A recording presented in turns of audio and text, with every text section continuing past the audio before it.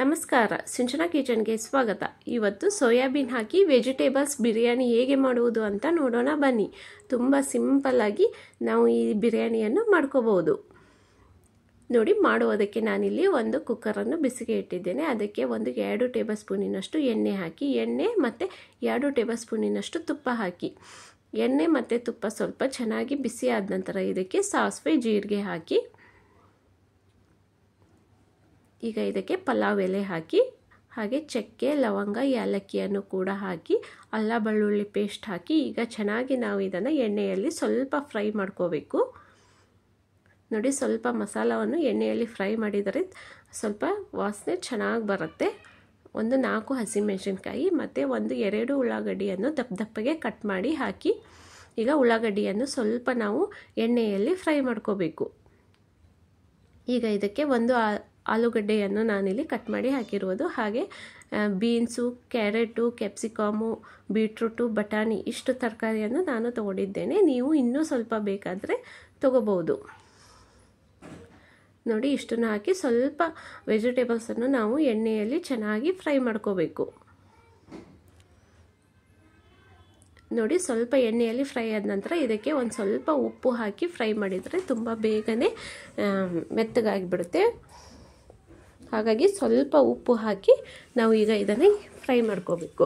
ಸ್ವಲ್ಪ ಫ್ರೈ ಆದ ನಂತರ ಇದಕ್ಕೆ ಕೊತ್ತಂಬರಿ ಮತ್ತು ಪುದೀನವನ್ನು ಹಾಕಿ ನಾವು ಚೆನ್ನಾಗಿ ಇಲ್ಲಿ ಮಿಕ್ಸ್ ಮಾಡ್ಕೋಬೇಕು. ನೋಡಿ, ವೆಜಿಟೇಬಲ್ಸ್ ಸ್ವಲ್ಪ ಮೆತ್ತಗಾದ ನಂತರ ನಾವು ಇದಕ್ಕೆ ಸ್ವಲ್ಪ ಬಿರಿಯಾನಿ ಮಸಾಲ 2 ಟೇಬಲ್ ಸ್ಪೂನಿನಷ್ಟು ಹಾಕಿದ್ದೇನೆ. ಹಾಗೆ ಅರಿಶಿನ, ಧನಿಯಾ ಪುಡಿ, ಖಾರ.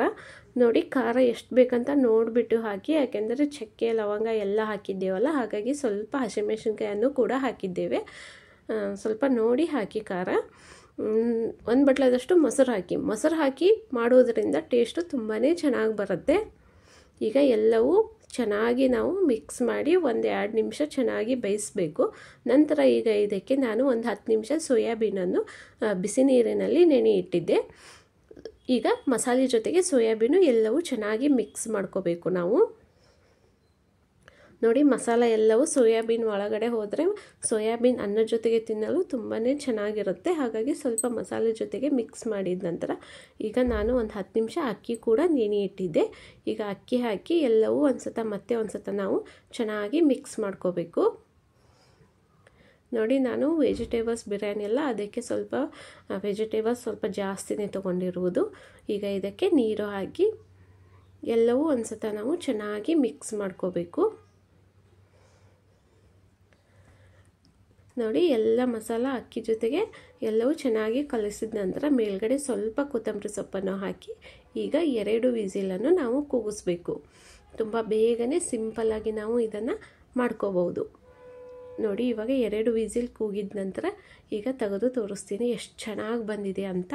ತುಂಬಾ ಉದುರಾಗಿ ಚೆನ್ನಾಗಿ ಬಂದಿದೆ. ನೋಡಿ, ಸೋಯಾಬೀನ್ ಕೂಡ ಎಲ್ಲವೂ ಮೇಲ್ಗಡೆ ಬಂದಿದೆ. ಈಗ ಇದನ್ನು ನಾವು ಚೆನ್ನಾಗಿ ಮಿಕ್ಸ್ ಮಾಡ್ಕೋಬೇಕು.